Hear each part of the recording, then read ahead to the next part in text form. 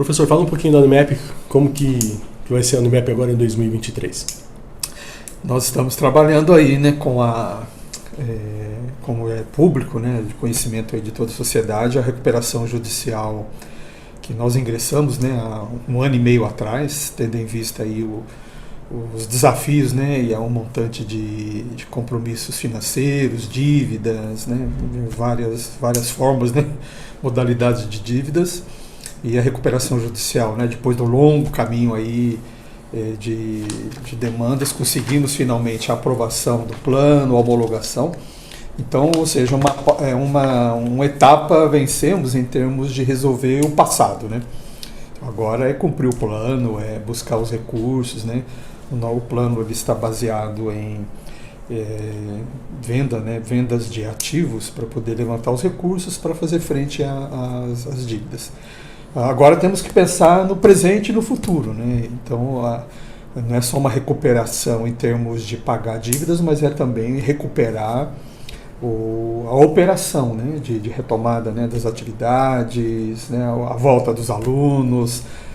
Retomamos, né? Uma série de cursos que haviam sido suspensos, né? Alguns cursos que nós tínhamos, né, deixado de oferecer, voltamos a oferecer um número grande de cursos, né, estamos com 23 cursos, né, sendo oferecidos agora no vestibular. Então a expectativa é realmente de retomada, né, de recuperar a instituição do ponto de vista do alunado, da receita, e voltar mesmo à dinâmica da universidade. Essa é a expectativa, né? Acho que foi no mês passado que aconteceu o leilão no campus Sim, de Santa Bárbara, né? Que fazia parte do plano. Há 15, 20 dias atrás, né? Tivemos o leilão, né? Desativamos lá o campus em abril, né? Março, abril do ano passado, né? De 2021. Tendo em vista um número reduzido de alunos que nós tínhamos lá, né? Nós tínhamos na época acho que 300 alunos lá. Então imagina conseguir manter, né, todo aquele campus, toda aquela estrutura. Os alunos, os que estavam, né, na época finalizando o curso, né, os que seriam os concluintes, eles terminaram, né, o curso sem prejuízo. Os que estavam, né, no início, no meio do curso, nós fomos então com os parceiros aí, né, outras universidades, eles foram deslocados, né, transferidos, né, para outras instituições, estão terminando os seus cursos.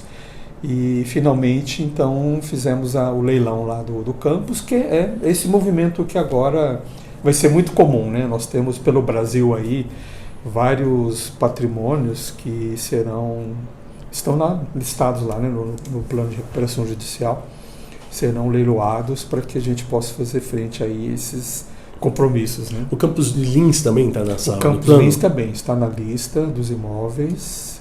Nós estamos, e aí, por exemplo, Santa Bárbara com Taquaral, né? Santa Bárbara, Piracicaba.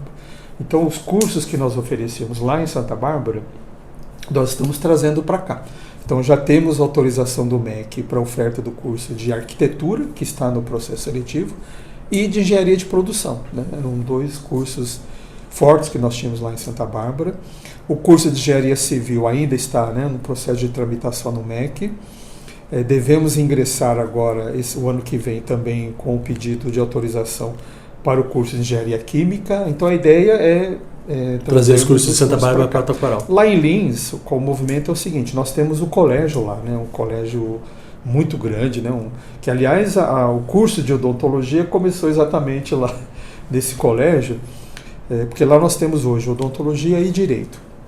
Então o movimento é trazer os cursos de volta, né, para o colégio. Então o espaço lá... Qual que é o nome do colégio lá, professor? Instituto Americano de Lins.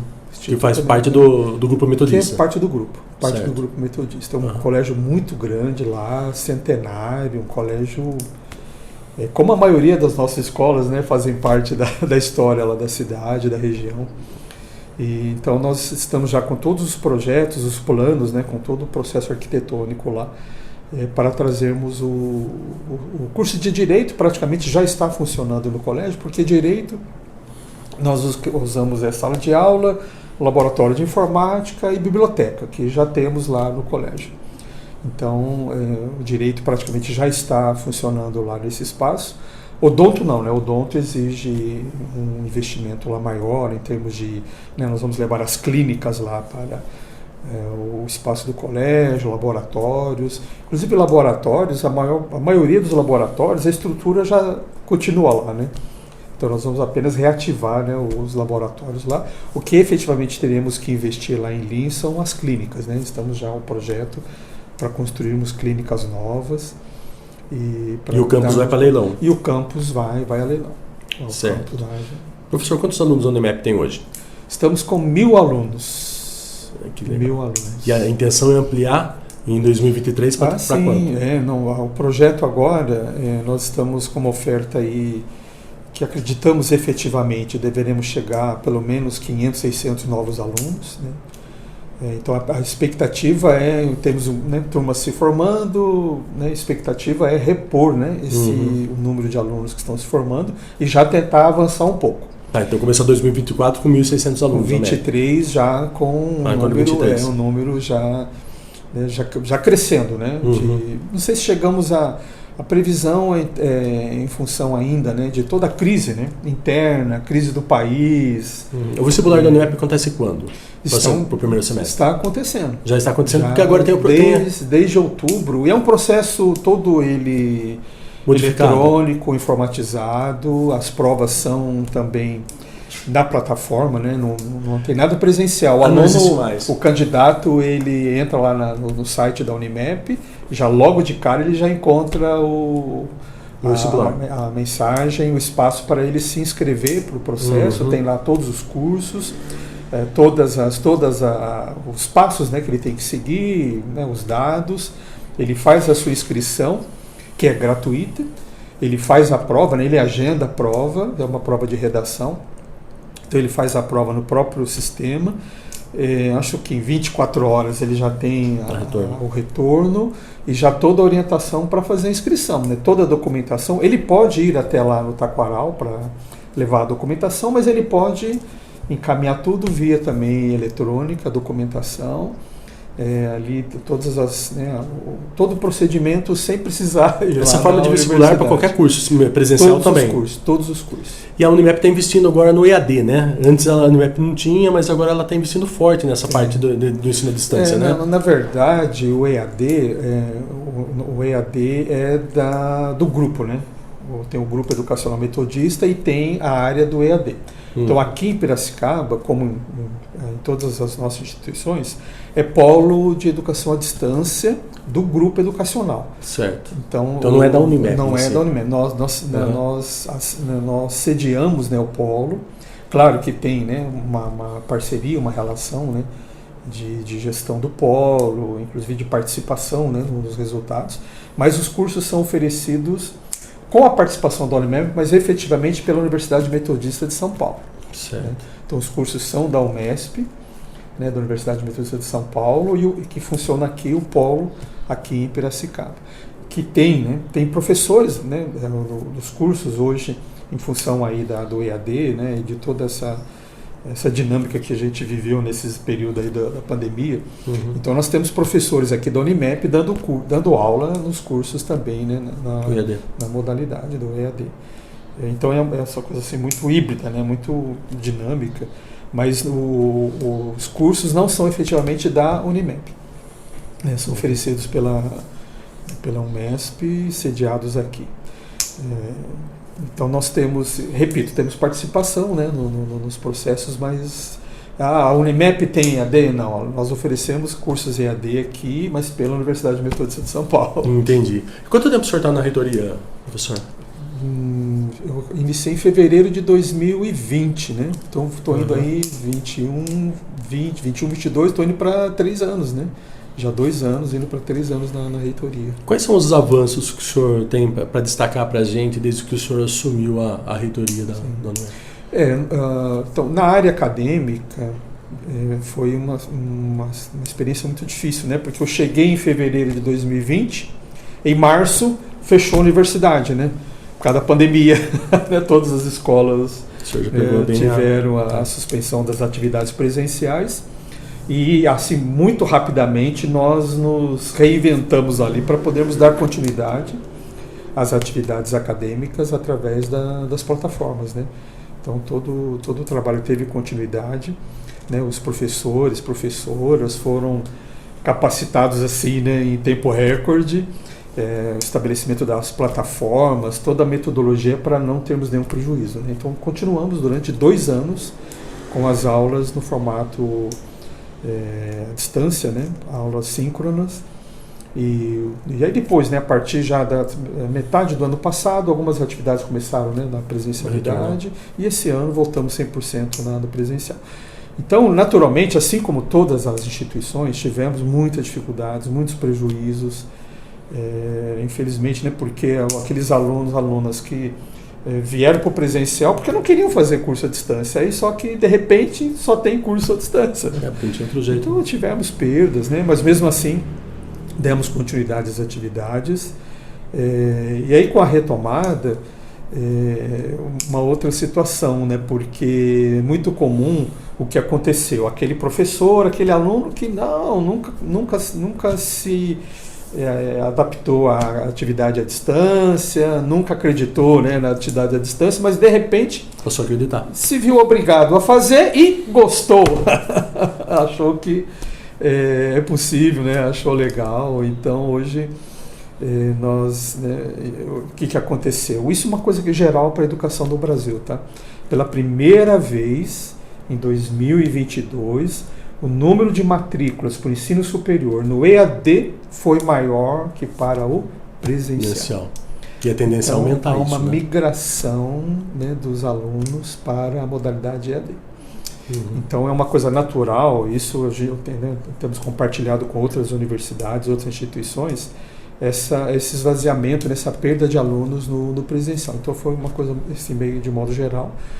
Mas ainda, né, como é que a gente consegue preservar? É continuar investindo, né, na importância da presencialidade, especialmente na área da saúde.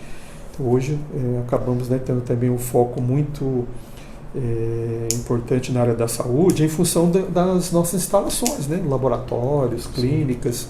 Então nós temos hoje um diferencial com relação à presencialidade. Quantos cursos hoje a Unimap tem?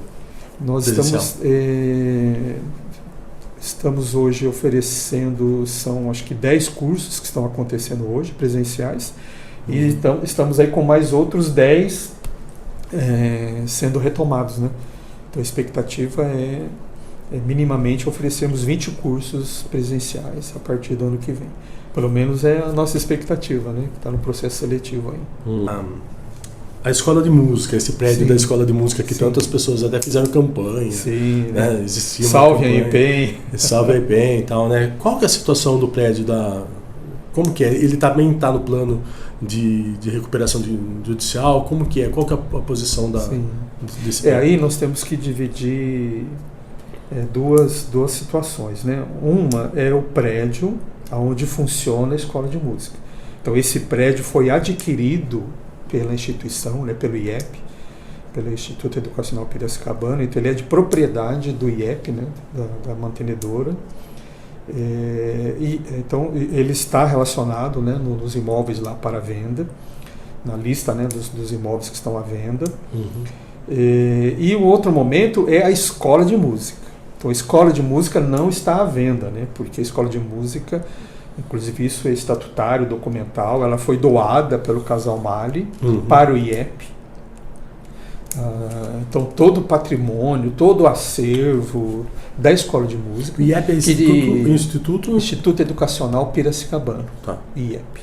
Instituto Educacional Piracicabano, que é a mantenedora, né?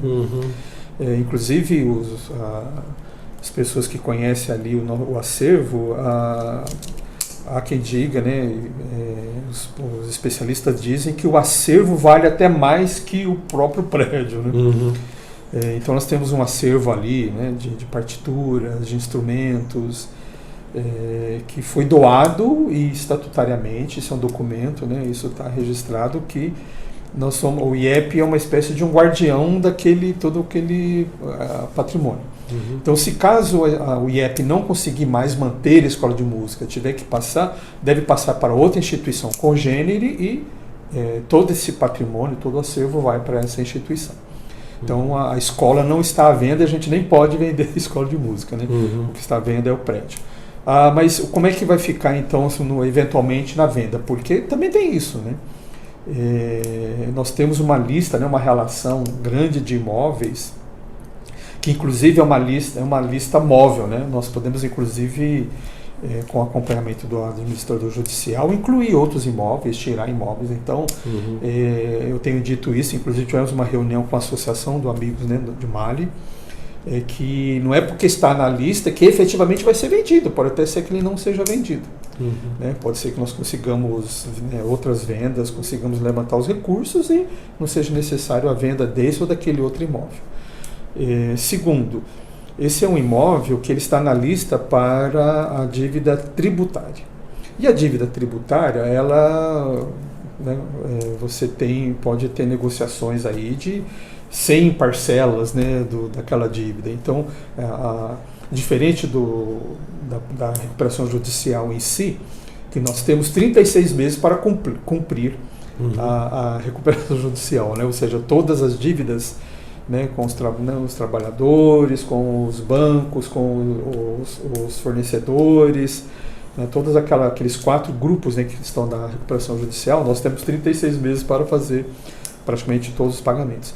Na tributária não, nós temos aí a dilatação, né, do pagamento, ela é muito, muito grande, né, muito elástica. Então, ou seja, não há necessidade tão premente da venda daquele imóvel. Mas se chegar algum investidor e, olha, eu quero comprar, dificilmente a gente vai deixar de vender.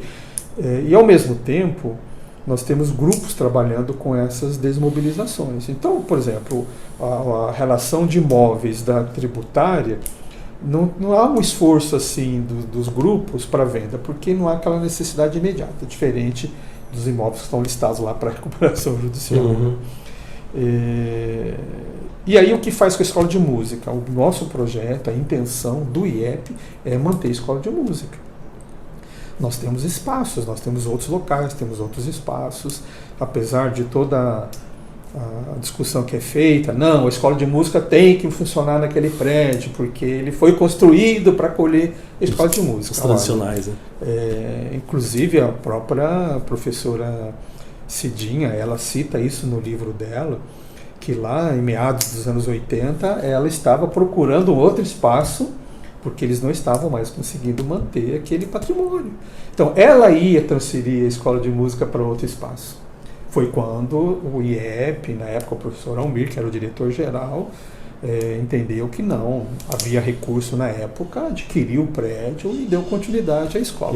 Hoje nós não temos mais condições de manter, né? O IEP não tem recurso para manter a escola, porque a escola ela não é autossustentável, né? Ela não é superavitária. Então, alguém tem que aportar ali. Hoje o IEP não tem condições. Tanto é que nós estamos trabalhando lá na gestão, trabalhando nas relações ali, no processo de gestão ali, né, numa reestruturação da gestão, para que ela efetivamente se torne minimamente sustentável, né, que a operação consiga se manter sozinha. Então, ou seja, se lá no passado era possível, né, a própria professora Cidinha estava buscando outro espaço, então é possível, apesar de pessoas que dizem que não, é possível naturalmente colocar aquele acervo da escola de música num outro espaço, os instrumentos em outro espaço, espaços que nós temos, né? Então isso para nós, tanto é que quando lá atrás, né, há quase 2 anos atrás, quando começou a se falar em recuperação judicial baseada na venda de imóveis, e quando nós soubemos, né, o grupo que estava trabalhando, que o prédio onde funciona a escola de música seria relacionado, nós ficamos muito preocupados, porque sabemos da importância da escola de música, né, do espaço, né, desse projeto para a cidade, para a área cultural, sabemos da importância. Então, já lá atrás, há quase 2 anos atrás, nós já estamos trabalhando, já existe um projeto praticamente concluído numa eventual necessidade de mudança da escola. Então, isso para nós, tanto é realmente uma coisa que nos preocupa, né, nós sabemos do impacto, como realmente foi, né, todo aquele movimento, né, de alunos, ex-alunos, professores, lideranças, né, daqui do município, toda aquela preocupação, porque a gente sabe da importância. Agora, nós também sabemos que a escola de música pode mudar de endereço, como qualquer outra escola, né? Sim, claro. Esses 36 meses que o senhor falou que tem o prazo para fazer o pagamento desse plano, ele começou quando? Ele está contando a partir de quando? A partir agora. O plano foi homologado esses dias, né? Faz, acho que final de novembro, início de dezembro. Faz acho que 3 semanas. 3 de dezembro. 3 de dezembro. 3 semanas, né? Então começa a contar a partir de janeiro, a partir do ano de janeiro agora. Sim, inclusive, Marcelo, Ronaldo, nós já estamos, porque no plano tem algumas cláusulas que tem, por exemplo, uma cláusula tinha 30 dias para fazer já um pagamento de 1% definido, acordado. Esse pagamento já está sendo feito. Então, os trabalhadores, né, já tem uma cláusula lá dos credores, e aí eu me incluo, né, como credor, nós já tivemos um pagamento ligado à recuperação. Até o final de janeiro já deve ter um outro cumprimento, e até o final, né, de 2023, já uma outra cláusula de determinação do plano que vai contemplar aproximadamente 70% dos credores trabalhistas. Entendi. Então, até o final do ano que vem, 70% desses mais ou menos 10 mil credores trabalhistas já terão os seus créditos satisfeitos, cumpridos, pagos. Né? Vamos ficar com aí 25%, 30% ainda por mais um ano, no máximo mais 2 anos, para receberem os seus créditos. Né?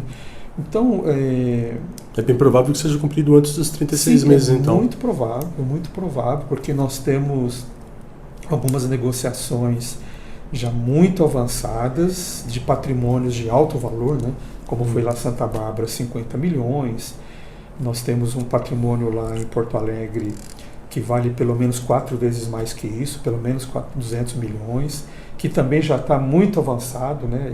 Essa negociação já vinha acontecendo até antes de entrarmos com a recuperação judicial. Temos patrimônios no Rio de Janeiro também de altíssimos valores. Então, nós temos aí hoje 4, 5 imóveis que eles praticamente dão conta da dívida trabalhista, né? E uma parte dos bancos também.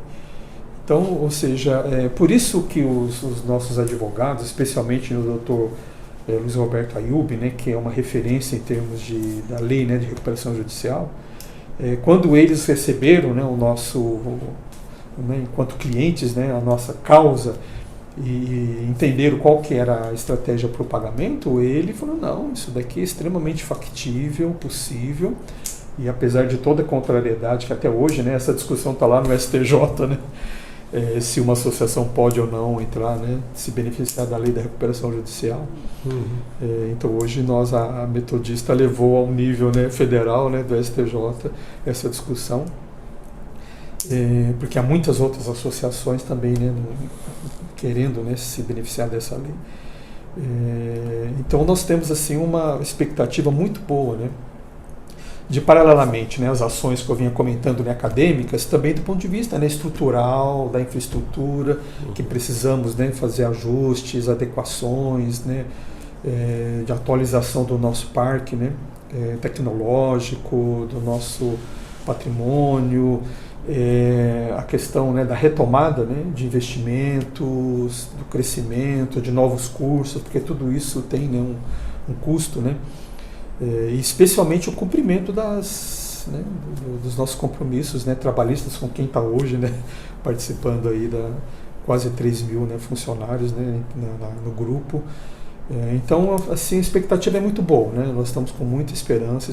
O cenário ainda para 2023, para Piracicaba, para o estado de São Paulo, para o Brasil e para o mundo, ainda é um cenário muito preocupante, né? Os economistas têm mostrado aí que 2023 ainda será um ano de muitas dificuldades, né? Especialmente no campo, né, da própria para a educação, para os serviços de modo geral, né? E a expectativa é que 23 realmente é um tempo, né, de acomodação de algumas situações, e 24 começa. Tanto é que na nossa curva hoje, né, de perda de receita, de dificuldades, nós já conseguimos estancar, né, como a gente fala no popular, né, a torneira, né, ferida já, a sangria está estancada. O campus Taquaral não está no plano, né? Uma parte que não é usada na operação. Nós temos ainda uma área lá grande que não tem, né, não está na operação, né, não é utilizada na operação. E mesmo alguma coisa que pode ser que nessa área esteja sendo usada, ela facilmente é acomodada no outro espaço, né? Então nós temos uma área lá que está na relação dos imóveis. Né?